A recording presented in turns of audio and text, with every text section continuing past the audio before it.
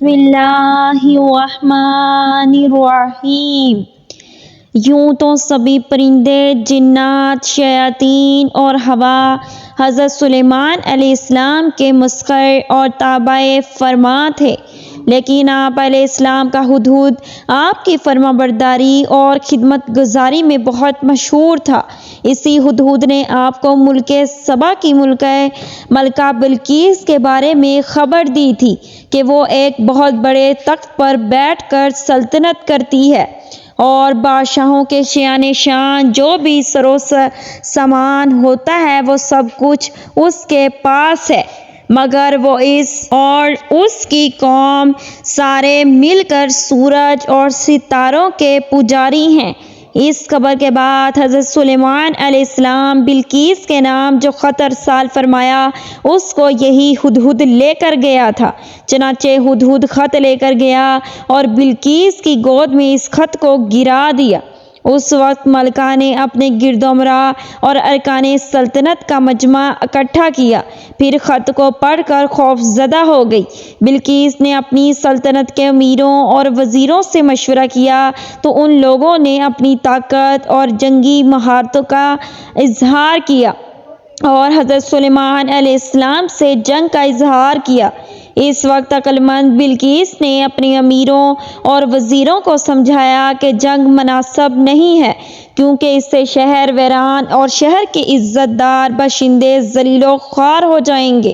اس لیے میں یہ مناسب خیال کرتی ہوں کہ کچھ ہدیہ تحائف ان کے پاس بھیج دوں تاکہ اس کے ذریعے امتحان ہو جائے۔ حضرت سلیمان علیہ السلام صرف بادشاہ ہیں یا اللہ پاک کے نبی بھی ہیں؟ اگر وہ نبی ہوئے تو وہ ہرگز میرا ہدیہ قبول نہیں کریں گے، بلکہ ہم لوگوں کو اپنے دین کے اتباع کا حکم دیں گے، اور اگر وہ صرف بادشاہ ہوئے تو میرا ہدیہ قبول کر کے نرم ہو جائیں گے۔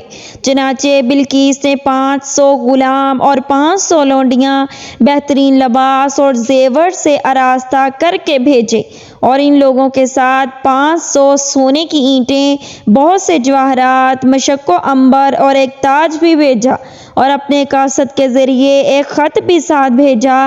ہدہد سب دیکھ کر وہاں سے روانہ ہو گیا اور حضرت سلیمان علیہ السلام کے دربار میں آ کر سب خبریں پہنچا دیں۔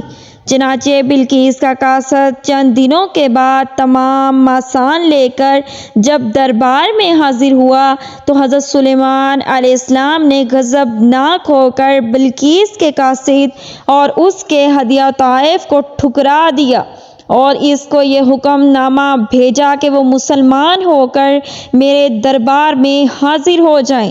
تو ملکہ بلقیس حضرت سلیمان علیہ السلام کے دربار میں ظاہراً حاضر ہونے کے لیے روانہ ہو گئی۔ ملکہ کے آنے کی خبر حضرت سلیمان علیہ السلام کو پہلے سے ہی ہو گئی۔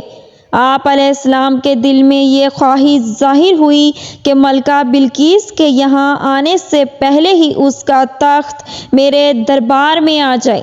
چنانچہ آپ نے اپنے درباریوں سے فرمایا، اے درباریوں، تم میں سے کون ہے جو اس کا تخت میرے پاس لے آئے قبل اس کے کہ وہ میرے حضور مطیع ہو کر حاضر ہو؟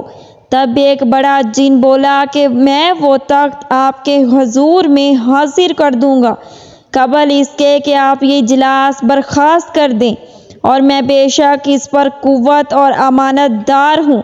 جن کا بیان سن کر حضرت سلیمان علیہ السلام نے فرمایا کہ میں یہ چاہتا ہوں کہ اس سے بھی جلد وہ تخت میرے دربار میں آ جائے۔ یہ سن کر آپ کے وزیر حضرت آصف بن برقیہ رضی اللہ تعالیٰ عنہ، جو اسم اعظم جانتے تھے اور ایک با کرامت ولی تھے، انہوں نے حضرت سلیمان علیہ السلام سے عرض کی کہ میں وہ تخت آپ کے ایک پلک جھپکنے سے بھی پہلے آپ کے حضور حاضر کر دوں گا۔ تو حضرت سلیمان علیہ السلام نے حضرت آصف بن برقیہ رضی اللہ تعالیٰ عنہ کو تخت لانے کا حکم دے دیا۔ چنانچہ حضرت آصف بن برقیہ نے اللہ پاک کی عطا کردہ روحانی طاقت سے بلقیس کے تخت کو ملک سبا سے بیت المقدس تک حضرت سلیمان علیہ السلام کے محل میں کھینچ لیا۔